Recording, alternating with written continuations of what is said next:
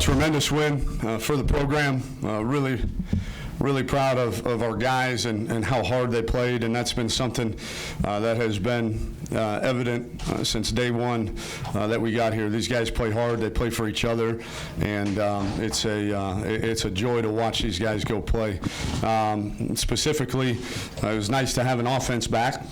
That was a really good showing. I thought Coach Applewhite and the entire offensive staff had an unbelievable game plan, and their guys went out and executed. It's one thing to have a good plan, but it's another to go execute that plan, and our guys certainly did that. And then defensively, holy cow, Todd Orlando, Craig Niver, Oscar Giles, and Jason Washington.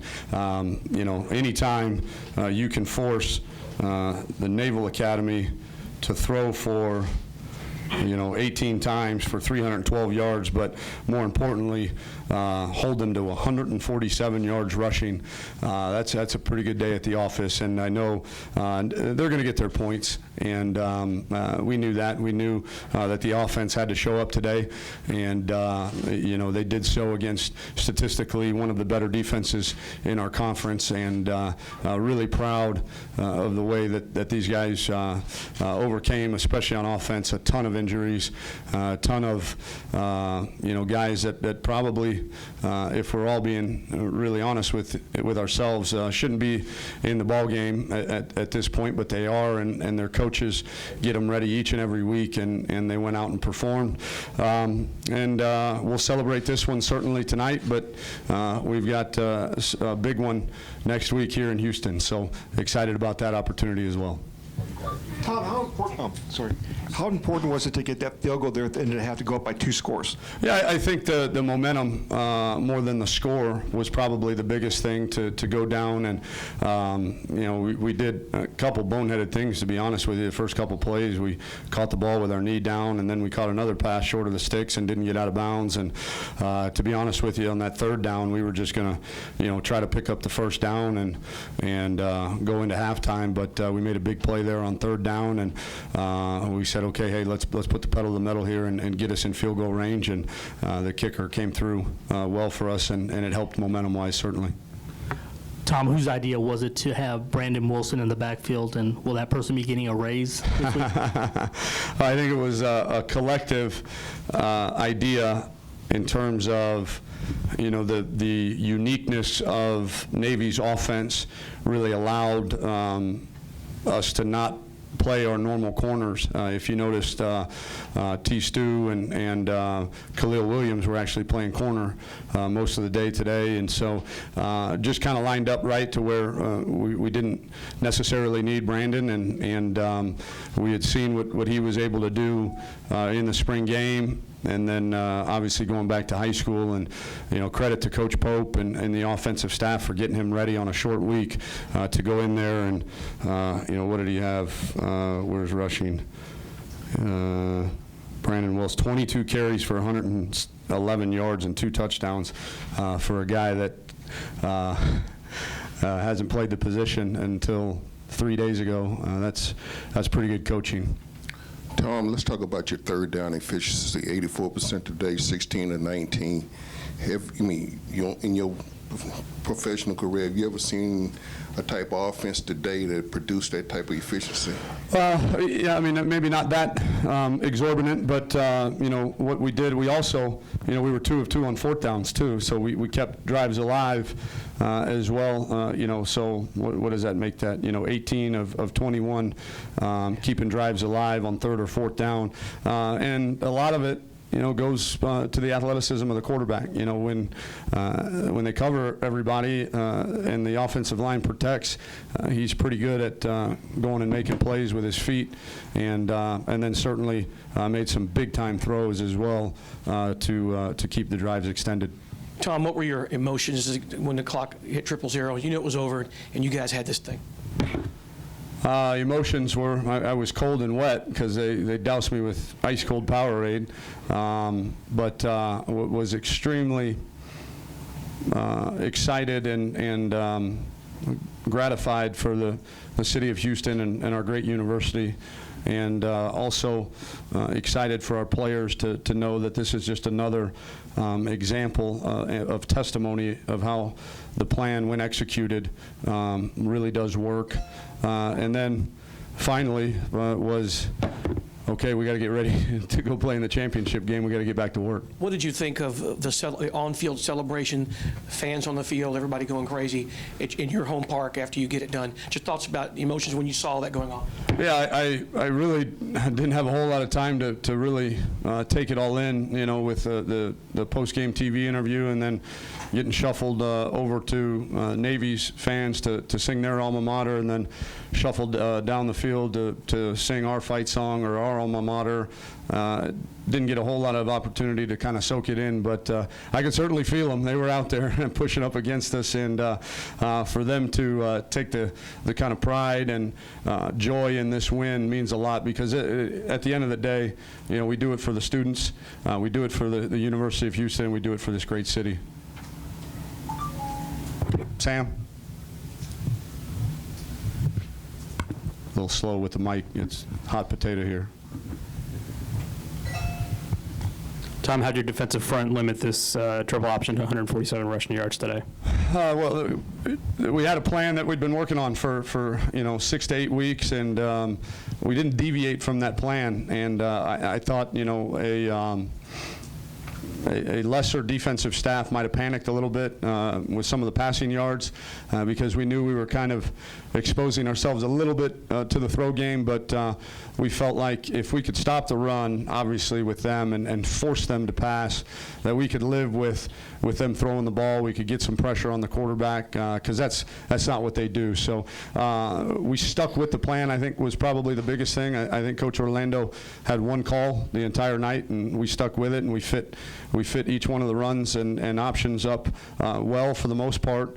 And then, towards the end there, when it was obvious passing situations, he mixed in a couple calls, but for 3.5 quarters, it was pretty much just one call, and our guys knew exactly where to be for each run. Coach, if we can, just talk about getting game separation, scoring early in the third period, and then not so much putting the game away, but forcing Navy to do what they normally don't do. Yeah, I think that was big, along with the field goal going into halftime. You know, we come out, and in the first drive of the second half, we get an interception, and we turn that into 7 points. So to put us up by 17 with 10 minutes to go in the third, you know, that's a pretty uncomfortable position for them, and we knew that. And so huge momentum shift in that game, just to get not only the turnover, but then the offense going down and putting it in the end zone. Coach, your thoughts on President Bush being just a part of the pregame ceremony, and to see your players shake his hand, just how exciting was that? Oh, it's a once-in-a-lifetime experience. You know, these players deserve that. They've earned everything good that we can afford them, and one of those is, winners get really cool things, and when you win, you get to shake the president's hand and introduce yourself to him, and it's certainly, I would think, a memory that they'll never forget. Tom, I know you touched on it a little bit, but as just a big picture, season-long perspective, what is it about the assistant coaches on this staff that have enabled them to get second, third defensive guys ready to play offense, that sort of thing? What has enabled them to get those guys ready to play? They're really good at what they do. I know that's a generalization, but they were handpicked, and there was a lot of people that wanted to be here when this job came open, and they were handpicked because of how good they are. But specifically, this is again going to sound really hokey, but they love the heck out of these guys. They love them. They're family. This is not a job for them. This is a lifestyle, and they dive into their lives each and every day. They know their girlfriend's name, their brothers or sisters or moms. They know what classes they're in. They know when they're struggling, when they're doing well, and when they've got stuff going on at home. And it's just amazing to see the relationships and the bonds that form between assistant coaches and players. And when you have that, there's the old adage, they don't care how much you know until they know how much you care. And we live by that around here. And we dive into their lives and tell them how much we love them and show them how much we love them. And the way we spell love around here is T-I-M-E. And we spend a lot of time with these guys, and they respond. Tom, you talked a great deal about the defense. Your players told us this week that all season you spent a little bit of time on the Navy attack. Can you talk about how much you think that played into what you were able to do today? Well, I think it played in a ton because you don't get ready for that offense, especially with one of the best and most decorated players in the history of college football playing quarterback. You don't get ready for them in 4 days. It takes really an entire off season and then throughout the season. And I think specifically what it allowed them to do was each Sunday we took 10 minutes, and all we did was we just lined up to one formation and we fit each one of the runs out of that formation. And I think the biggest thing for Coach Orlando was that the plan was devised well in advance so that they could go out, and it wasn't a matter of experimenting. It was a matter of, this is the plan, whatever it was, 8-9 weeks ago, this is the plan, here's how we fit the runs, and we're not going to deviate from that plan. And you have enough repetitions at it, you're going to be efficient at it. Tom, DeMarcus caught that deflected pass kind of falling down, and then he had a one-handed grab. 12 games in now, does anything surprise you what he's been able to do and just kind of plays he makes? Not surprising, no, because I see him do it at practice all the time. But like we said early in the year, he's a kid that's, he was a quarterback in high school that's transitioned to wide receiver and has really worked the entire offseason and throughout the season of honing his craft, and he's become a much better blocker. He's become a better open field runner. Most importantly, he's become a better route runner, specifically to football. But beyond that, Joseph, he's become a better teammate. He's a guy that was kind of an on-the-fence kind of guy. And through his relationship with Drew Maringer and the love that they have for each other has really turned the corner in terms of his work ethic and leadership ability for this team. Hey, Coach, you talked about it's nice to have your offense back, but just the team mentality in total. I mean, you didn't know how they would respond after a loss. You probably got a taste of it in practice, but until you saw them today, you may not have known exactly what they were made of. Is that fair to say? And now you know a lot more about them even? Well, I knew this was the best week of practice we've had. From Monday, Tuesday, and Wednesday, it was by far the best week of practice for whatever reason. Credit the coaching staff, credit the players, credit the leaders. But there was no doubt in my mind when I walked off the field Wednesday after practice, I said, there's something going on here where these guys are dialed in, they're locked in. We've had a great week of practice. So to see how they went out and performed, I don't know, it tells me much, but how they came out and prepared. We don't have gamers in this program. We have practicers, and they prepared better than any week that I've seen since we've been here. Obviously, it looked good, but health-wise, how did you feel about Greg coming in today? Nervous. He had a really good week of practice, but we knew that it was still a little bit tender. As you could tell probably there at the end, he got it rolled up again once or twice, and was a little bit nervous, but fully confident that I don't think he was very honest with us, and I don't think he would have been lied to us just to play. I think if he wasn't able to go or give his team everything that he had, he would have told us, and he told us he was ready to go, and we believed him, and he certainly was. Tom, I know you only had one season with him, but just the emotions of senior day and the leadership that this group of seniors has displayed.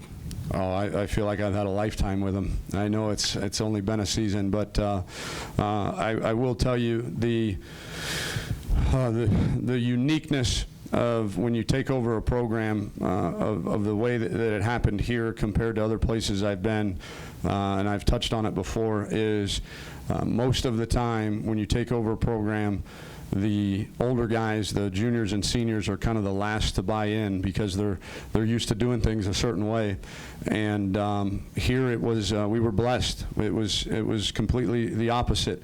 The older guys, the leaders, were the very first ones. The Adrian McDonalds and the Landon Roberts and the Kenneth Farrows and the Alex Coopers were by far on the front line of the buy-in, and what they did early in our tenure here in January and February certainly led to this moment. So we would not, I mean, there's no way. There's no way we'd be in the position we are right now with a chance to play for the conference championship in our house without those guys, their level of buy-in, and not only their level of buy-in, but then dragging the rest of the team with them. Tom, not to give you time to celebrate this one, but any thoughts now on the championship game and either Temple or South Florida? Yeah, again, because we don't know who we're going to play, really not a whole lot of specific thoughts other than I'm excited for the city, and I'm excited for our university that we earned the right to host this game. And you know, we'll certainly celebrate the victory tonight, but you know, our goal was not to go 12-0. Our goal was not to win the West. Our goal was to win the conference, and that's something that hasn't been done around here in a long time. And we'll celebrate tonight and probably watch the Temple game on TV tomorrow, and then get ready to go to work either tomorrow night or Sunday. Haven't really you know, finalized the schedule, but at the latest Sunday morning. We good? Thank you.